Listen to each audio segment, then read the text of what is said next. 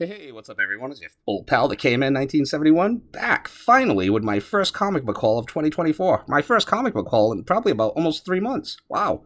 And I'm going to kick it off this year with what I have deemed a Viva Variety haul. A haul consisting of comics from the silver to like newish comics, I guess, featuring a nice mix of genres that are featured throughout the medium. The usual superhero standard fare, some Star Wars sci-fi, some sword and sorcery, even some westerns, classic horror, martial arts, and as you can see here, primates. Yes! So I'm going to kick it off with some classic magazines, which has definitely been on my to-do list. So we're going to start it off with Planet of the Apes, number 17. And this is another series that I'm going to have to start paying a little bit more attention to because these just... I love this classic artwork on these old school magazines. So that's really awesome. Deadly Hands of Kung Fu, number 32, another series that I would like to be nipping away at. And this features the first appearance of the Daughters of the Dragon, Misty Knight and Colleen Wang. And here we have Deadly Hands of Kung Fu number 33, the last issue of the series. And this one has some, it's kind of a controversial comic because Colleen Wang ends up getting shot up with heroin during one of the stories and appears briefly nude, I think, for one panel. All right, let's move on to the comics. We'll kick it off with the new comic of the year, right?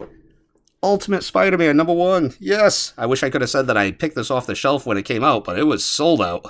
I didn't think there would be such a demand for this comic, but I think it's pretty cheeky of Marvel that right now that basically the hottest new series features a Spider-Man, the quote-unquote unrelatable Spider-Man that's married with children. So I've read the first issue so far. I really liked it. I didn't pay the top price of I think it's going for what, $60, $70 now, but I did pay around like $40, unfortunately. But this is the first time since Brand New Day that I've had an ongoing Spider-Man title on my list, and I'm really excited about it.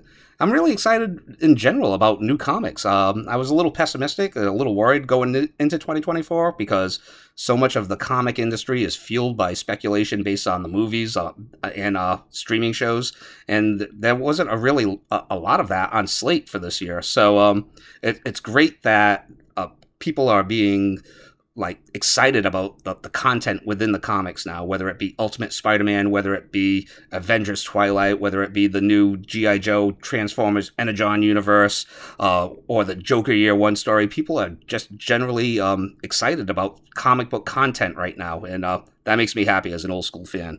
Moving on, I also picked up the variant because I love an affordable J. Scott Campbell Spider-Man cover. Like a lot of people, I think I did a little backtracking and I picked up Ultimate, what is this? Ultimate Invasion number 1. And this is the JTC negative space variant. So featuring Miles Morales. I know the second print with featuring Spider-Man on it is all the rage, but I've never been one to pick up a second print and consider it a first appearance. So whichever. Some more newish comics, Justice League versus Godzilla. Of course, I had to get the gimmicky Godzilla cover, which roars at you. Too bad the cover was a bit mangled, and especially for that price tag for a new book. Ouch. Star Wars number 35, which features the first appearance of a new Sith character. Obi-Wan Kenobi number 1, which features the first appearance of... I forget her name, but this Jedi girl that everyone hated from an Inquisitor, rather, that everyone hated from the Obi-Wan series. I didn't mind her, though. She was just written badly in that last episode. Star Wars Republic, number 71, which features the original death of Asajj Ventress. Can't wait to see her pop up in the Bad Batch. Gotham City Sirens, number 3. This is just one of those series that I will always pick up these issues. I just recently completed this run, but I will always pick up this series if I find them affordable, like $5 and less out in the wild, because this is just one of those series that you don't see out in the wild very often, and it's usually always in demand, so I think it'll age well over time. Here we have number 8, and number 26, which is the last issue. Let's make a little room. Another hot book from yesteryear that I only picked. I want to say I paid $20 for my original copy of this, and I just picked this up, I don't know, several weeks ago for like $3. So, like many of you, I saw the Deadpool Wolverine trailer too. I am psyched. That is the comic book movie event of the year. So, I'm speculating on an uptick on Deadpool and Wolverine comics, kind of. So, here we go. Here's number 1. Number 2, which I've never owned, so that will be going into my Deadpool collection. And I also picked up some classic Wolverine covers from a collection that was sold at my LCS. So another comic that I will always pick up when it's on the cheap and in high grade, especially a newsstand, Wolverine number 17, which is slowly morphing into a classic John Byrne Wolverine cover. And here we have Wolverine number 24, 25, and number 27, all done by the great Jim Lee. And while I own copies of all of those, but I'll probably just group those all together and sell them as a Jim Lee lot online at one point or another when I can stop procrastinating. Really happy to finally add this back into the collection. Classic X-Men number 1. Probably my favorite Art Adams X-Men cover. I know he's like all the rage now for like his girly covers, which are great, don't get me wrong, but this is probably my favorite Art Adams X-Men cover, and possibly my favorite Art Adams cover in general. And here's another one that I've always wanted too, X-Men Classic number 79, featuring this Adam Hughes Dark Phoenix cover. Awesome.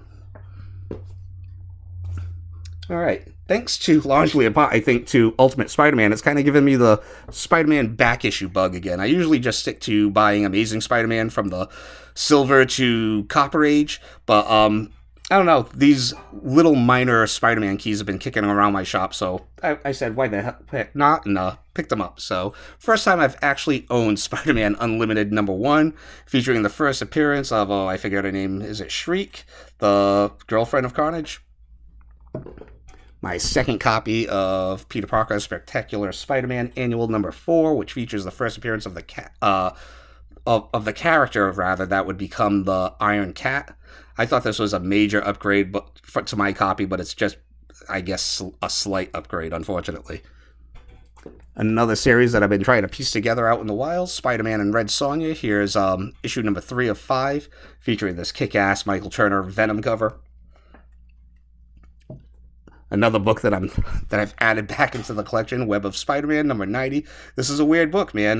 This used to be like $1 book, and now you can find it online. Still sometimes under $10, but usually around like $10, $15 now. And I guess this features technically the first appearance of Spider-Man 2099 in a poster form, featured in the middle of the comic. Also very cool that it's still sealed in its 90s poly bag. Speaking of which, Superman Man of Steel, number 30. This book doesn't really go for anything, but this is another one that I used to own before back in the day. It's still sealed in the poly bag, and it actually features like all these little sticker decals that you could make your own battle on the cover. Yeah, the 90s. Picked up my second copy of Action Comics number 544, featuring this awesome George Perez cover. And this is the issue that features the first appearance of Lex Luthor's battlesuit and the transformation of Brainiac from the green guy in the short pants to like a more of a straight-up robot form. King Conan number 29, featuring this crazy Mike Kaluta cover. I don't pick up, or rather Conan the King, but I don't really pick up many Conan the King comics. Wasn't really that big of a fan of this series, but I would like to collect all of the Mike Kaluta covers from this run. New Teen Titans number 39, second copy, nice bone white cover, and this is like, I think, one of the most underappreciated back issues out there. This is the issue where Dick Grayson officially gives up being Robin. Can you imagine if that happened nowadays, where a character that's been around since the Golden Age, a popular, relevant character from the Golden Age, switched identities, switched costumes? Oh man, there would be like incentive covers out the yin-yang for this. So this is a major piece of DC history, and you can have it for under $10 pretty much anywhere. Classic Wolfman and Perez. Weird War Tales number 105, featuring the Creature Commandos. This was just a straight up nostalgia buy. This was my first introduction to the Creature Commandos way back in the day in the 80s when I was a kid. Get into some of the Bronze Age. Invaders number 12, featuring the first appearance of Spitfire. I don't know why, but I'm a fan of that character. Jonah Hex number 23. This features the first appearance of this Asian female character. I can't remember her name, forgive me, but she ends up becoming like married to Jonah Hex and an ongoing supporting character for a while. Weird Western Tales number 19. And number 33. Just classic DC Bronze Age that's kind of like overlooked, right? Speaking of which, let's get into some classic DC Bronze, which is something I definitely want to look more into moving forward in 2024. So here we have Secrets of Haunted House number 1. Bit of a color fade on the cover, but this is a book that I don't see around very often. Another series I'd like to collect more of, The Witching Hour, number 31. Look at that. That just gives me, like, EC vibes. Here is my stealth pick of the year so far. House of Secrets, number 88, featuring this classic Neil Adams cover.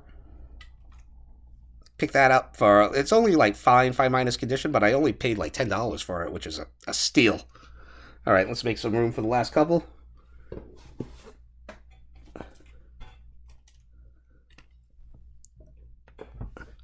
House of Secrets, number 89. I mean, look at that cover. That is just a banger. I am addicted all of a sudden to this DC Bronze horror stuff. Awesome stuff. Dark Mansion of Forbidden Love, number 1. Look at that cover. That is just fantastic. Way ahead of its time. All right. Here's one a little out of order. Tales of Suspense, number 79.